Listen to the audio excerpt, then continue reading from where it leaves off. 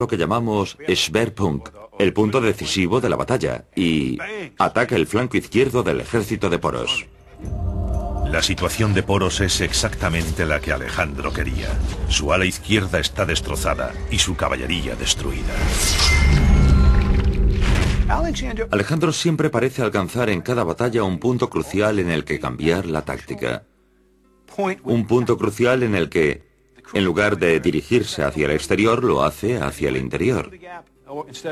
Se dirige hacia una brecha en vez de rodearla. Hacerlo y permanecer al mismo tiempo con sus tropas denota un talento poco común. Alejandro lanza ahora su infantería pesada contra el centro del ejército indio. Pero Poros no está dispuesto a rendirse. Ordena atacar a sus arqueros. El arco indio mide 1,82 m y está hecho de bambú resistente y flexible.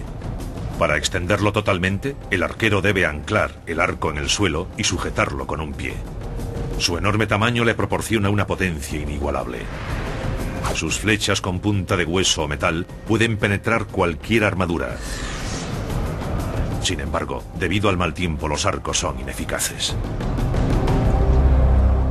La noche anterior había llovido, y aquellos miles de soldados, caballos y elefantes convirtieron el terreno en barro. El ejército indio no estaba acostumbrado a luchar durante la temporada de lluvias. Sus arqueros no podían anclar sus arcos. Fue un duro golpe para Poros, que perdió una de sus armas más poderosas. Con su flanco izquierdo destruido, el ejército de Poros se reduce a su infantería, sus poderosos elefantes de guerra y sus arqueros.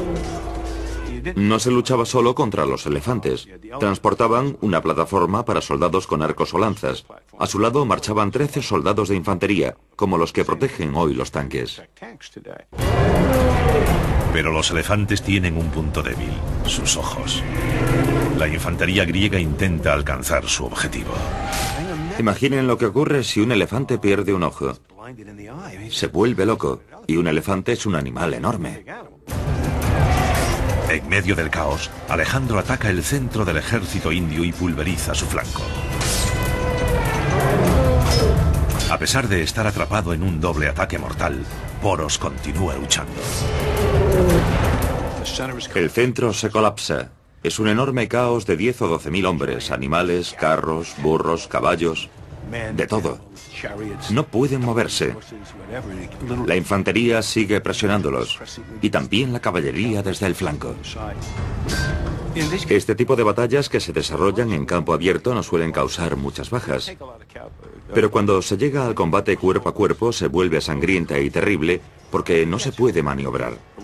Y tampoco escapar. El problema de la batalla del Hidaspes fue la falta de escapatoria. Es un brutal combate cuerpo a cuerpo.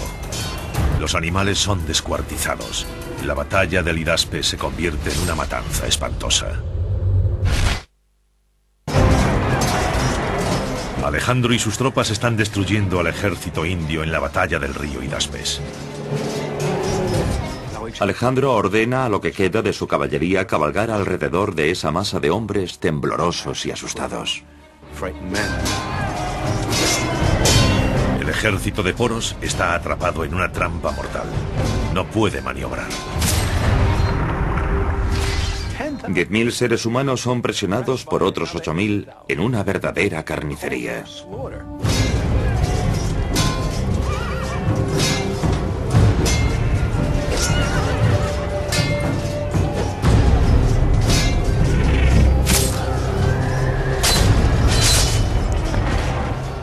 Los gritos de los animales, el ruido de un elefante herido, el relincho de dolor de un caballo.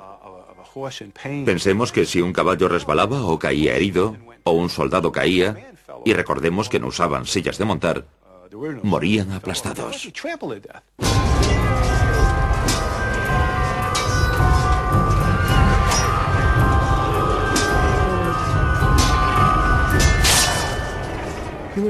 Seres humanos heridos por espadas, lanzas o hachas, el ruido y los gritos. El campo de batalla se cubre de sangre, vísceras y trozos de carne humana.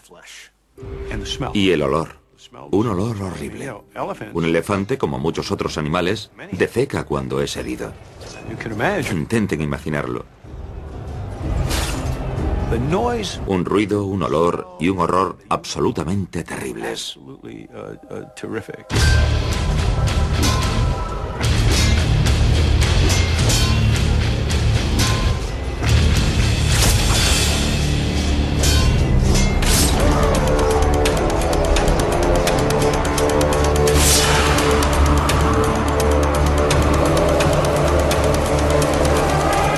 Unas 7 horas después del comienzo de la batalla, el ejército de Poros ha sido prácticamente destruido, pero Poros sobrevive.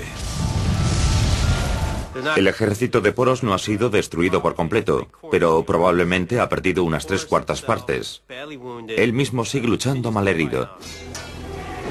Alejandro admira la valentía de Poros y su determinación por seguir luchando pese a una derrota segura. Alejandro ve en Poros un espíritu afín. No quiere matar a un guerrero que ha llegado a respetar, así que envía a un mensajero para ofrecerle un encuentro. El historiador griego Arriano recoge aquella conversación.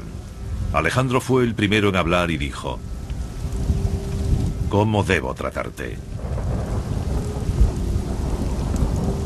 Trátame como a un rey, fue la célebre respuesta de Poros.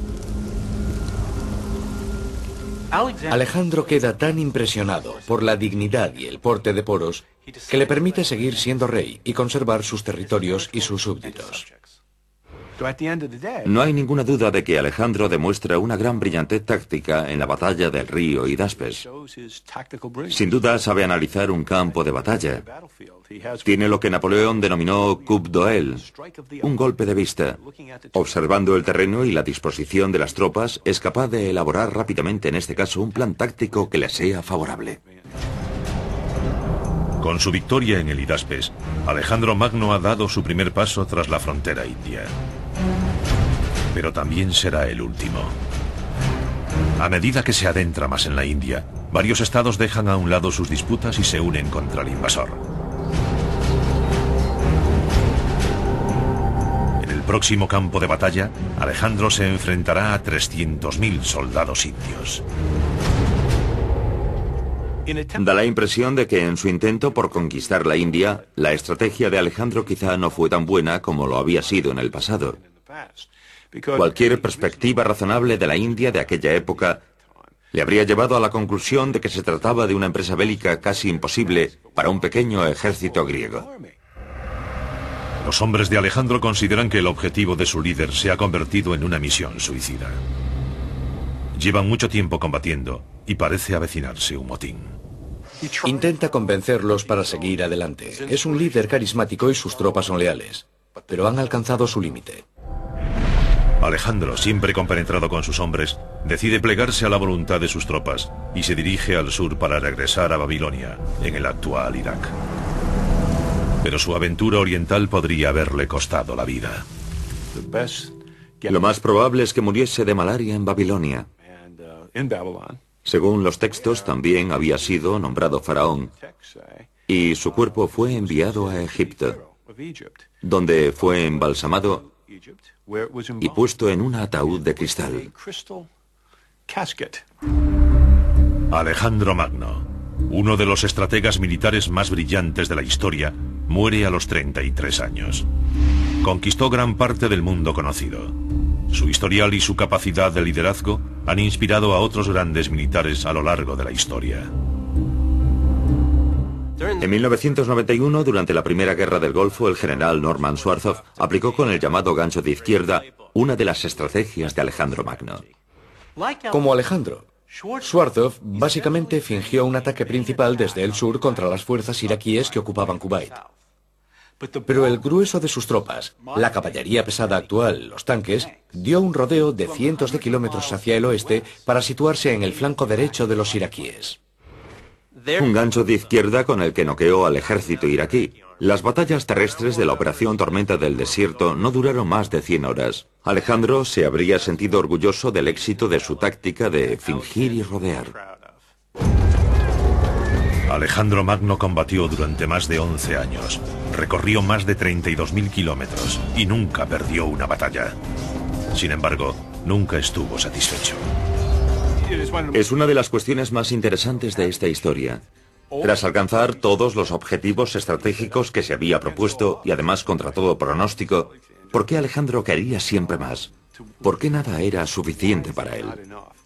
Creo que es un personaje muy peculiar a nivel psicológico, pero básicamente creo que fue un griego muy tradicional. Cuando analizamos la historia de Grecia vemos que sus soldados no luchaban por razones estratégicas, ni siquiera por objetivos políticos.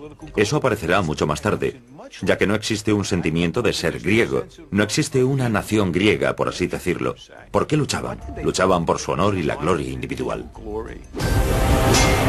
Alejandro, forjador de imperios con una insaciable sed de gloria, difundió la cultura griega por todo el mundo conocido. Sin embargo, murió con el anhelo de haber conquistado aún más.